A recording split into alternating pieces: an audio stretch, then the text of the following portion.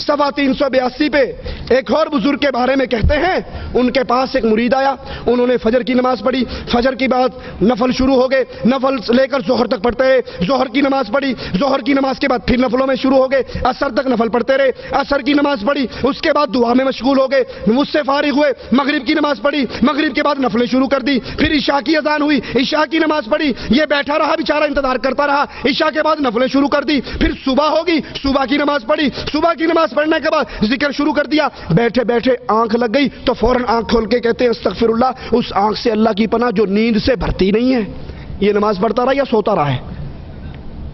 یہ دعوت رسول اللہ صلی اللہ علیہ وسلم کی دعوت نہیں۔ اللہ کے نبی زینب کے گھر میں آئے، لٹکی ہوئی رسی کو دیکھا، کہا کیا ہے؟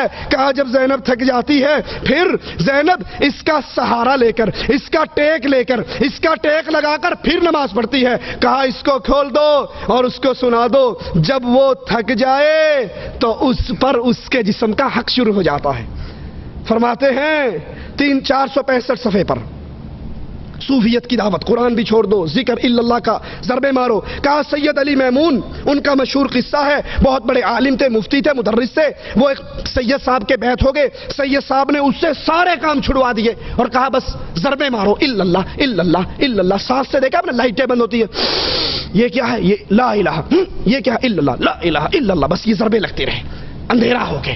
کہا ضربے لگوانی شروع کر دی، ان کو پتا لگا کسی وقت یہ چھپ کر اللہ کا قرآن بھی پڑھتے ہیں، فوراً بین لگا دیا کہ تم نے قرآن بھی نہیں پڑھنا، صرف ہمارے بتائے ہوئے ذکر کرو اور اللہ کی ضربے مارو۔ کہا کچھ عرصے کے بعد ان کا دل جاری ہو گیا، پھر دل نے ضربے مارنی شروع کر دی، پھر دل سے الا اللہ کی صدائیں نکلنی شروع کر دی، پھر جب ان کا دل چل پڑا پھر ان سے کہا ہاں اب تم قرآن پڑھو، پھر جب قرآن پڑھا تو ایسے ایسے انوار ان کے سامنے آئے جو اس سے پہلے نظر نہیں آئے تھے۔ کیا یہ طریقہ رسول اللہ صلی اللہ علیہ وسلم کا طریقہ ہے؟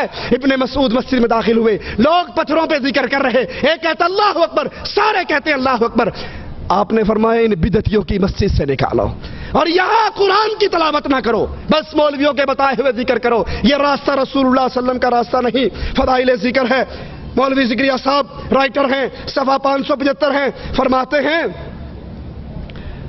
ہمارے ایک پیر صاحب ممشاد ان کا نام ہے، ان کی موت کا وقت آیا، انتقال ہونے لگا تو پاس بیٹھنے والوں نے دعا دی کہ حضرت آپ کو اللہ عز و جل جنت کی فلاں فلاں فلاں نعمتیں عطا فرمائے۔ کہنے لگا بھلے آدمی، جنت تو 30 سال سے بن کر سنور کر میرے سامنے آ رہی ہے، میں کبھی اس جنت پہ نظر ہی نہیں ڈالتا۔ کیوں؟ صوفیوں کا عقیدہ ہے، آدی کلندری رابعہ بصری کہا کرتی تھی جنت کے پانی سے جہنم بجھا دوں، جہنم کی آگ سے جنت جلا دوں، پھر بے لوث ہو کر عبادت کروں۔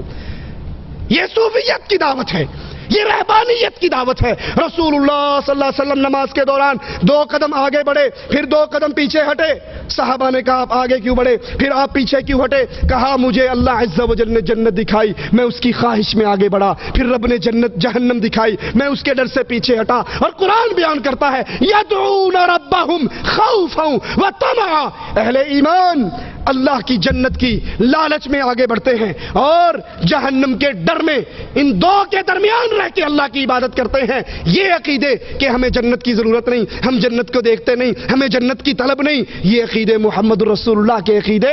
آپ نے تو بدر میں صحابہ سے کہا تھا قوموا الی جنت عرضها كعرض السماء والارض، اٹھو اس جنت کی طرف دوڑ لگاؤ جس کی چوڑائی زمین و آسمان کے برابر ہے۔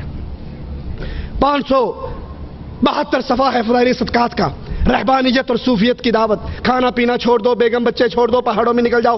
کہتے ہیں ایک بزرگ کی دلیل کوئی نہیں، کون تھا، کب مرا، کب پیدا ہوا، نام کیا تھا، کچھ نہیں، بس ایک بزرگ کی باتیں کرتے ہوئے اس کو اسلام کی دعوت دی۔ اس نے کہا کہ ہمارے نبی عیسیٰ 40 دن تک فاقہ کر لیا کرتے تھے، اور یہ بات معجزے سے ہی ہو سکتی ہے، ویسے تو نہیں ہو سکتی۔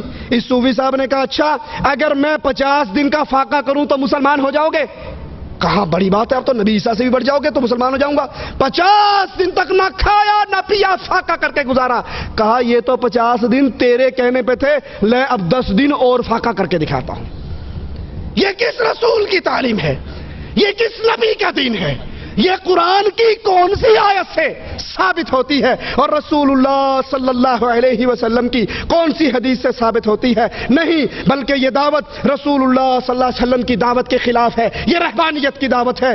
588 کا حوالہ سنیے، یہی فضائل صدقات کہتے ہیں جنید بغدادی نے کہا ہمارے سری سختی جو پیر تھے 98 برس تک کسی نے اس کو موت کے علاوہ بستر پہ لیٹے ہوئے نہیں دیکھا، 98 برس تک کھڑے ہو کر عبادت کرتے رہے۔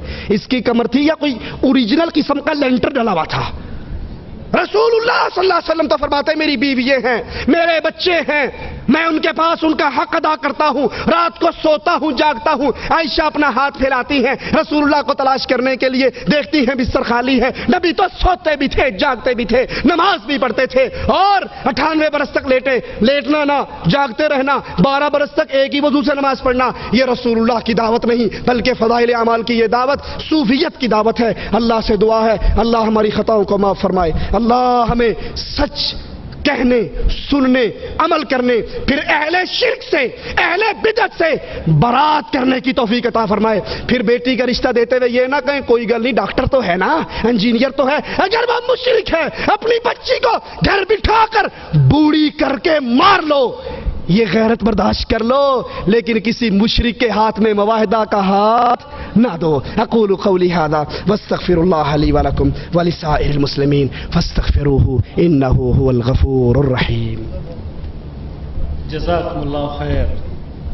حضرات ابھی سماعت فرما رہے تھے آپ فضائل اعمال کی حقیقت کے عنوان پر فضیلت شیخ توصیف الرحمان کو، نہایت ہی علمی اور وہ گفتگو آپ نے سماعت فرمائی ہے جو کہ اہل جدہ میرے خیال سے اس سے پہلے بھی شیخ کی تقاریر اس موضوع پر حالانکہ موجود ہے، لیکن چونکہ ہمارے پاس ڈاکومنٹیشن کی شکل میں ہم یہ چاہ رہے تھے کہ اس پیغام کو یہاں سے پوری دنیا کے لیے تیار کیا جا سکے، اور یہ ایک بار پھر ہمارے پاس ایز اے ڈاکومنٹیشن۔